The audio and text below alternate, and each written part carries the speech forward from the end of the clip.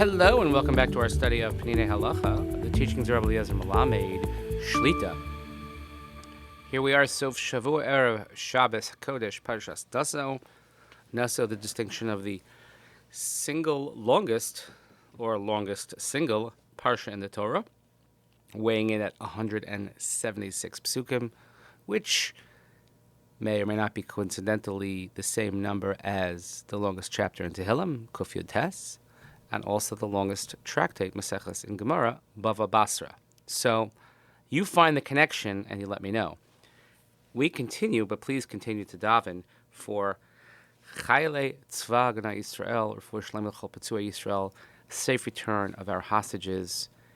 And we learn each day, L'ilui Nishmat Seren Daniel Shimon Harav Doron V'Sheli Hashem Yakum Damo.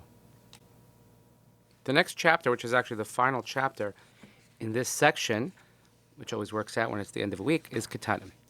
Kasvu kama megedolei ha'acharonim, sheyesh lahakpid shegam hayeladim ha'ketanim, she'od lo hagiu legil ha'chinuch, yitlu es yideim b'boker. Many of the Acharonim wrote that we should be careful and insistent that even small children, even if they haven't reached the age of chinuch, they should still wash their hands in the morning. V'zos mishum shehem nogi'in ba'amachalim, because they touch food, v'im lo yitlu es yideihem yifkamu es ham'achlim b'ruch harash aleihem. Because then they will touch the food with their unwashed hands, and it will create a detriment in that food, even if we don't hold of this necessarily today, but still we're choshesh. V'yesh nogen min ha'chasidus, lital yidei tinokas b'nei yomam, u'kafi shekasu b'sefer ben Ish Chai, sh'adei kach megadol mosam b'tahar v'kedusha. And he quotes here from the Ben Ish Chai that people have a minhag chasidus to wash their children's hands, even when they're only days old. This way, we raise them with sanctity, with holiness, and with purity. Ulam lamaisa, rabim noago shlo lahakbid ala tinokos shitluis yidehem shalosh ba'im l'achar ki masam mehashena. Ki ladas kama megedolei acharonim, osa ruach ra shor al yadam rak migil shalosh esrei. Practically speaking, however, many are not accustomed to wash the hands of infants, children, toddlers, 3 times when they get up, because according to many of the Acharonim, the Ruach Ra that we speak of only begins to appear at the age of 13. V'hatam shekechol ha'adam yachol yiskasher yosro l'kedusha v'lifol l'sikuno shel ha'olam kach l'mozos gam ruach hatumis ametes l'tama'o. That the closer that one has a connection to sanctity, and he can contribute to tikkun ha'olam, in the truest sense of the word, that's when the Ruach HaTuma, the impure forces, try to battle, and they try to infringe and get into the impurifying state. This is why it doesn't affect non-Jews, because they do not have an obligation in mitzvahs. Certainly when it comes to children as well, when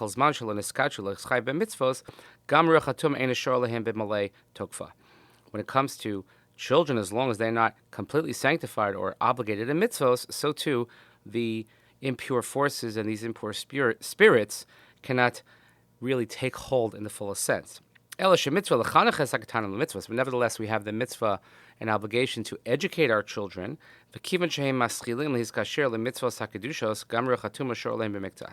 And since they are beginning to have a connection to mitzvos and sanctity and holiness, so the Toma also awakens, so to speak, and it also begins to grow. And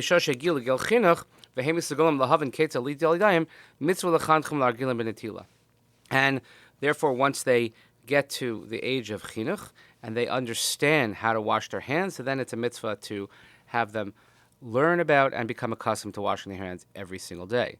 L'sikum, in conclusion, mitzvah lahargel seyaladim migil chinuch lital yidem shalosh b'machar hashena. When children reach the age of chinuch, which means that they're old enough to understand, let's say it's 5, it's 6, it's 7, it depends on the child, but when they're old enough to understand what the purpose of washing hands is 3 times after they wake up, and certainly once they become bar bat mitzvah, 13 or 12, boys and girls respectively, they have an obligation to wash their hands. And some are strict to wash the hands of children as soon as they touch food. And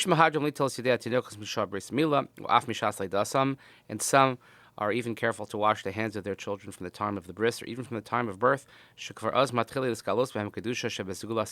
they already have the kedusha of the Jewish person, which then could give way for the tumah as well, so they'll wash their hands. I don't know how many people do that, but to each his own, and we'll leave it at that. So, hope everyone has a restful and peaceful Shabbos. Please continue davening for Chayil Yitzhak and Yisrael for Shlem Chol Tzvei Yisrael to say for turn of our hostages. Nishmat Thank you so much for joining us this week. We will see you here next time. Shabbat Shalom U'Mevarach.